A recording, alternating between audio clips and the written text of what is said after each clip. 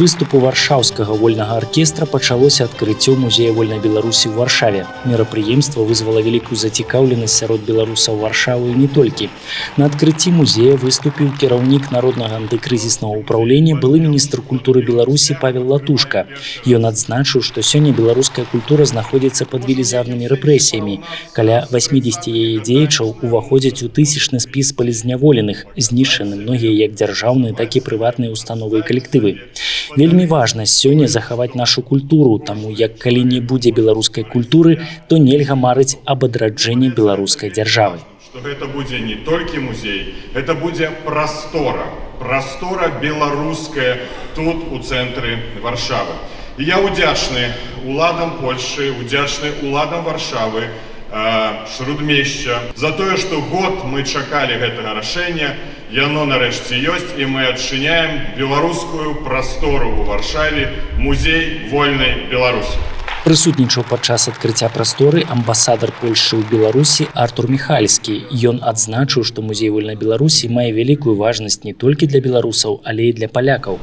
Я ведаю, для вас гэта вельмі важна, паколькі важна для вас пачуццё супольнасці, а культура дает это такое пачуццё супольнасці. Але гэта вельмі важна таксама для нас, палякаў, каб мы вас видели як беларусаў.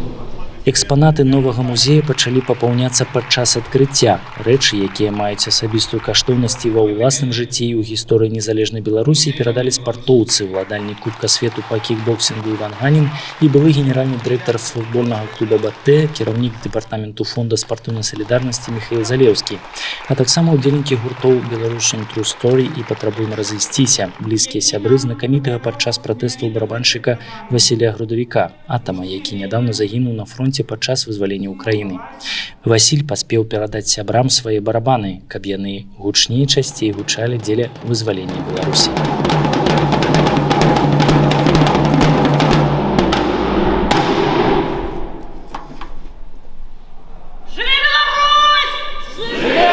Мерапрыемства праходзіла адначасова на розных пляцоўках. У залах музея госці мелі магчымасць бачыць экспанаты, якія сведчаць аб падзеях пратэстаў на працягу астатніх гадоў. Гэта сукенка нявесты, сцяг з імёнамі палізняволеных, а таксама лісты да іх, іншыя прадметы. Побач размясцілася выстава Ігара Цішына пад назвай «Дом, у якім разглядаюцца сцены» паміж двумя імгненнямі. Ва ўдворыках каля музея прайшлі майстар-класы для дзяцей і дарослых, кірмаш беларускіх майстроў, мастацкія чыткі п'ес, творчая размова з купалаўцамі Олегам Гарбузам і Сергеем Чубам, а таксама вечарына ад школы беларускай традыцыйнай культуры ў Варшаве.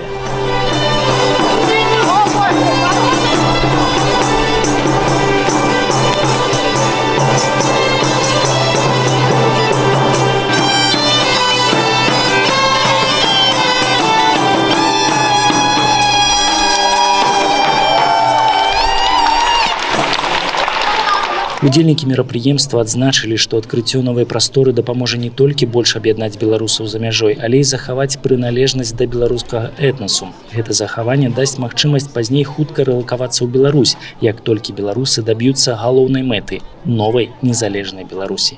Мне тут падабаецца, конечно, заўсёды прыемна, калі чыняюцца нейкія пэўныя беларускія прасторы, і беларускі музей у Варшаве таксама важная падзея для беларусаў, якія тут проживаюць. То есть в музее действительно появились некоторые объекты, реликвии, будем так говорить, которые каждого настраивают на то, что та борьба или те события, которые происходили в 2020 году, они действительно были важными, нужными, и это все та символичность, которая нам нужна сейчас для веры в будущее, веры в свободу Беларуси в будущее. Вельмі прыемнае ўражанне, вельмі утульна бачыш такія асэнсаваныя твары беларусаў. Тут нейкая такая вельмі прыемная еднасць. Вельмі добра, што з'явілася яшчэ адна культурніцкая пляцоўка, дзе беларусы могуць знайсці сяброў, знайсці нейкую аддушыну для сябе. Вельмі эмацыйныя тэатральныя пастаноўкі.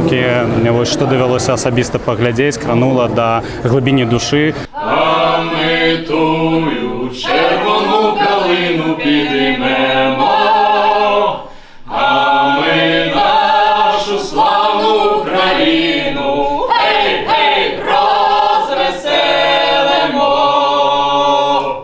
Завершили мерапрыемства паказ фільмаў ад арт-праекта Revolution, канцэрты гурта 2334 і лідара групы Джейморс Владзіміра Пугача.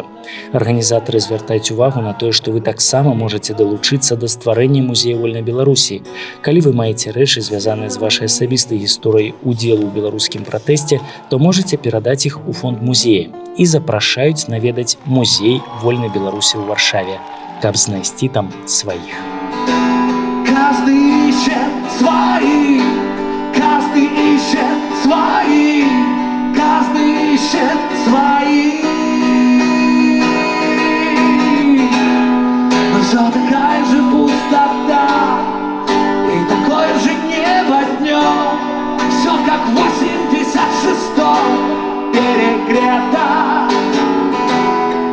Мы под утро тебя найдем. И как будто еще в живых каждый ищет свои этим летом.